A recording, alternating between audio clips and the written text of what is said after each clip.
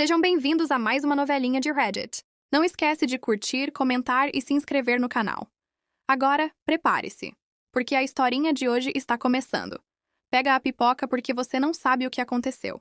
Meu marido pediu o divórcio na frente de toda a minha família, sem saber que eu já tinha descoberto o que ele estava planejando. Quando meu marido levantou da mesa e disse que queria o divórcio, eu demorei alguns segundos para entender que ele estava falando sério. Não porque eu não esperasse que nosso casamento estivesse acabando. Eu esperava. O que eu não esperava era que ele tivesse escolhido justamente o aniversário da minha mãe, na frente dos meus pais, dos meus irmãos e de quase todos os nossos amigos para fazer aquilo. Ele colocou o copo sobre a mesa, respirou fundo e disse: "Eu não amo mais você." Todo mundo ficou em silêncio. Minha mãe olhou para mim, completamente pálida. Meu pai levantou da cadeira, e eu simplesmente continuei sentada. Porque havia uma coisa que ninguém naquela mesa sabia. Eu já tinha descoberto que meu marido estava planejando me deixar 3 semanas antes, e desde então eu estava fingindo que não sabia de nada. Meu nome é Helena, tenho 32 anos e fui casada com Rafael durante 7 anos. Quando nos conhecemos, eu tinha acabado de terminar a faculdade e estava começando a trabalhar na empresa da minha família. Meu pai havia construído aquela empresa do zero, e eu sempre soube que, um dia, seria responsável por ela. Rafael entrou na minha vida justamente naquela época. Ele era carinhoso, engraçado e parecia genuinamente orgulhoso de mim. Quando nos casamos, eu acreditava que tinha encontrado o meu melhor amigo. Só que depois de alguns anos, algumas coisas começaram a mudar. Rafael passou a reclamar que eu trabalhava demais. Depois começou a dizer que eu estava distante. E por último, começou a fazer comentários sobre como seria bom se ele pudesse começar uma vida nova. Eu achei que era apenas uma crise no casamento. Até aquela noite. Eu estava procurando um documento no escritório dele quando encontrei uma pasta escondida dentro de uma gaveta. E dentro dela havia cópias de contratos, movimentações bancárias e documentos da empresa. No começo não entendi, até encontrar uma planilha. Nela, Rafael havia listado tudo o que acreditava que conseguiria levar caso nos divorciássemos. Nosso apartamento, o carro, investimentos, parte das ações da empresa. E havia ainda uma coluna chamada valor estimado após a separação. Meu estômago embrulhou, mas o pior estava no final da página. Havia um nome: Camila. Minha melhor amiga. Eu conhecia Camila desde a adolescência. Ela frequentava minha casa, conhecia minha família e esteve presente no meu casamento. E aparentemente também estava presente na vida do meu marido. Naquela noite eu não confrontei nenhum dos dois. Eu apenas fechei a pasta, voltei para o quarto e deitei ao lado de Rafael como se nada tivesse acontecido. Nos dias seguintes, comecei a investigar. Descobri que ele havia aberto uma conta bancária que eu desconhecia. Descobri que alguns documentos importantes haviam sido copiados. E descobri algo ainda pior. Rafael estava tentando convencer meu pai de que eu não tinha capacidade para administrar a empresa sozinha. Ele queria que meu pai assinasse uma alteração societária que daria a ele muito mais poder dentro da empresa. Só que meu pai nunca assinou. E Rafael não sabia que eu já tinha visto aquela documentação. Por isso, quando ele anunciou o divórcio no aniversário da minha mãe, eu não chorei. Apenas olhei para ele e perguntei: "Você tem certeza?" Ele assentiu. "Tenho." Camila estava sentada do outro lado da mesa. E naquele momento percebi uma coisa. Ela não parecia surpresa. Ela já sabia. Então eu sorri. "Tudo bem." Rafael franziu a testa. Ele provavelmente esperava gritos. Choro. Desespero. Mas eu apenas peguei minha bolsa e me levantei. Antes de sair, olhei diretamente para Camila. "Espero que você esteja muito feliz com a sua escolha." Ela ficou branca. Rafael segurou meu braço. "Helena, o que você está insinuando?" Eu tirei o braço da mão dele. "Nada." E fui embora. Naquela noite, enquanto Rafael provavelmente comemorava que seu plano estava funcionando, eu fiz uma ligação para o advogado da minha família. E disse apenas: "Pode começar." Porque eu tinha acabado de descobrir que aquele divórcio não era a pior parte. O pior era o que eles pretendiam fazer depois que eu saísse do casamento. E eu estava prestes a impedir tudo. Na manhã seguinte, acordei com dezenas de mensagens. Minha mãe queria saber se eu estava bem. Meu pai queria conversar comigo. Meu irmão tinha mandado apenas uma frase: "Me diz onde ele está que eu resolvo isso." Mas a mensagem que mais me chamou a atenção foi a de Rafael. Ele dizia que lamentava a forma como tudo tinha acontecido e que esperava que conseguíssemos terminar o casamento com maturidade. Eu quase ri. Maturidade. Era interessante como ele conseguia usar uma palavra tão bonita para descrever um plano tão sujo. Respondi apenas: "Concordo." E foi justamente isso que o deixou tranquilo. Rafael acreditou que eu tinha aceitado o divórcio. Ele não fazia ideia de que, enquanto ele pensava estar dando o primeiro passo para tomar metade da minha vida, eu já tinha começado a desmontar cada parte do plano dele. Naquela mesma tarde, encontrei meu advogado. Coloquei sobre a mesa todos os documentos que havia encontrado. Ele analisou tudo em silêncio. Depois perguntou: Helena, você sabe se ele teve acesso aos documentos societários da empresa? Tenho quase certeza. Meu advogado respirou fundo. Então precisamos agir rápido. Foi quando descobrimos que Rafael já havia feito mais do que eu imaginava. Durante meses, ele vinha tentando criar registros que mostrassem que participava ativamente da administração da empresa. Trocava e-mails com fornecedores, participava de reuniões, assinava documentos internos e fazia questão de aparecer ao meu lado em eventos importantes. Para qualquer pessoa de fora, parecia que ele era praticamente um dos donos. Só que havia um detalhe que ele ignorava. A empresa não era nossa, era da minha família. Meu pai havia colocado algumas ações no meu nome antes mesmo de eu me casar. E todos os documentos deixavam claro que aquelas ações eram exclusivamente minhas. Rafael não tinha direito sobre elas. Mas havia outra coisa. Meu advogado abriu uma pasta e colocou um documento na minha frente. Você conhece este homem? Olhei para a fotografia. Era um contador. Sim, ele trabalha para a empresa. Ele também trabalha para o seu marido. Meu coração acelerou. O contador estava ajudando Rafael a movimentar dinheiro entre duas empresas. Uma delas pertencia oficialmente a um antigo colega de faculdade de Rafael. Mas, segundo os documentos, o verdadeiro beneficiário era ele. Era por isso que Rafael estava tão interessado no divórcio. Ele não queria apenas metade do que eu possuía. Ele queria usar o meu patrimônio para cobrir um rombo que eu nem sabia que existia. Só que ainda faltava descobrir uma coisa. Camila. Naquela noite, decidi encontrá-la. Ela aceitou conversar comigo em um restaurante. Quando chegou, estava nervosa. Sentou-se na minha frente e começou a falar antes mesmo que eu perguntasse qualquer coisa. Helena, eu sei que você está magoada. Não estou magoada, Camila. Ela me encarou. Novelinha de Reddit. Então o que você está? Eu coloquei meu celular sobre a mesa. Na tela havia uma fotografia. Rafael e Camila entrando juntos em um hotel. Ela ficou completamente imóvel. Há quanto tempo? Ela desviou os olhos. Helena. Há quanto tempo? Depois de alguns segundos, ela respondeu. 8 meses. 8 meses. Meu marido estava me traindo com minha melhor amiga havia 8 meses. Mas eu ainda não tinha terminado. E o divórcio? Ela ficou em silêncio. Você sabia que ele ia pedir? Ela abaixou a cabeça. Sabia. E sabia do plano para tirar dinheiro da empresa? Dessa vez, ela levantou os olhos rapidamente. E foi aí que eu percebi. Ela sabia. Talvez não soubesse de tudo, mas sabia o suficiente. Rafael disse que vocês dois iam começar uma vida juntos. Ela confessou. Disse que, depois do divórcio, ele teria dinheiro suficiente para vocês viajarem, comprarem uma casa. Eu senti uma coisa estranha. Não tristeza. Nem raiva. Pena. Porque Camila realmente acreditava que estava ganhando. Ela achava que Rafael estava deixando a esposa para ficar com ela. Só que Rafael não tinha contado toda a verdade. Camila, você sabe por que ele escolheu você? Ela ficou em silêncio. Porque você não sabe nada sobre os negócios dele. Ela franziu a testa. O que isso quer dizer? Eu peguei minha bolsa. Significa que você deveria começar a fazer perguntas. Levantei e fui embora. Mas antes de chegar à porta, ela me chamou. Helena! Parei. O que você sabe? Olhei para ela. Mais do que você imagina. E saí. Naquela noite, aconteceu algo que eu não esperava. Rafael apareceu na minha casa. Ele estava furioso. Você falou com Camila? Falei. Por quê? Porque ela era minha amiga. Ele começou a andar pela sala.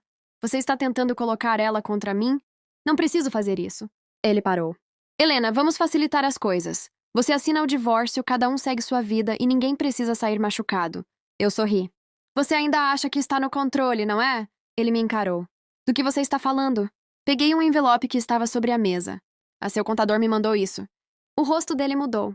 Que contador? Eu abri o envelope. O mesmo que está movimentando dinheiro para aquela empresa fantasma. Rafael ficou completamente pálido. Por alguns segundos, nenhum de nós falou. Então ele deu um passo na minha direção. Você não sabe o que está fazendo. Pelo contrário. Coloquei os documentos sobre a mesa. Eu sei exatamente o que você fez. Ele olhou para os papéis. E então aconteceu algo que eu nunca vou esquecer. Rafael começou a sorrir. Não era um sorriso de nervosismo. Era um sorriso de alguém que ainda tinha uma carta escondida. Você acha que descobriu tudo? Eu não respondi. Ele pegou o casaco. Antes de sair, virou-se para mim e disse: Você deveria perguntar ao seu pai por que ele nunca contou a verdade sobre o começo da nossa empresa. Eu fiquei parada. O que meu pai tem a ver com isso? Rafael abriu a porta. Pergunta pra ele. E foi embora. Naquela mesma noite, liguei para meu pai. Ele atendeu no segundo toque. Filha? Minha voz saiu baixa. Pai, o que você nunca me contou sobre a empresa? Do outro lado da linha, houve um silêncio. Um silêncio longo demais. Então meu pai respondeu. Quem te contou isso? Eu fechei os olhos. Porque naquele instante percebi que talvez Rafael não estivesse blefando. E pela primeira vez desde que tudo começou, tive medo da resposta. Pai, o que aconteceu? Ele respirou fundo. E disse, você precisa voltar para casa, agora. Quando meu pai disse que eu precisava voltar para casa imediatamente, eu soube que aquilo era muito maior do que um simples divórcio. Peguei minhas coisas e fui direto para a casa dos meus pais. Quando entrei, meu pai estava sentado no escritório. Minha mãe estava ao lado dele.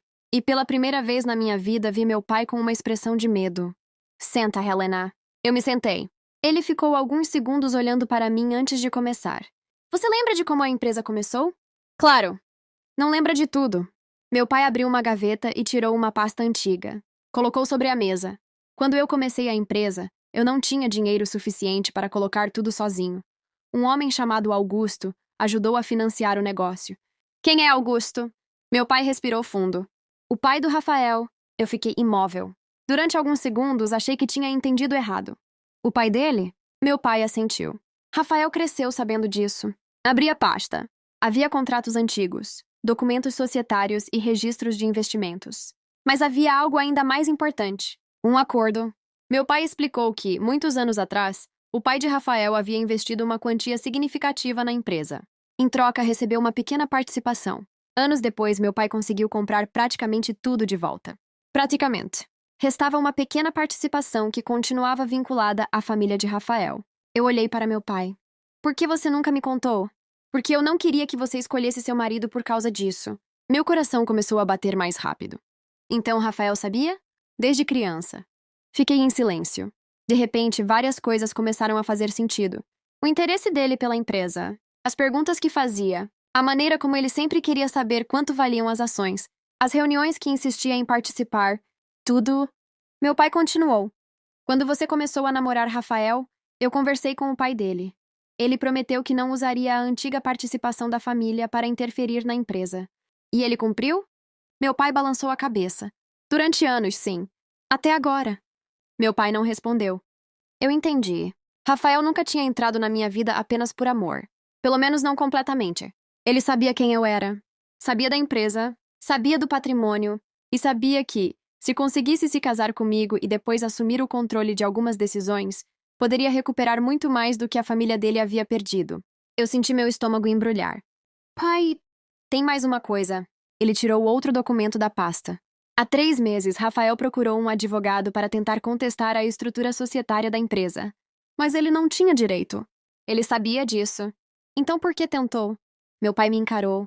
Porque alguém prometeu ajudá-lo. Meu coração disparou. Quem? Meu pai ficou em silêncio.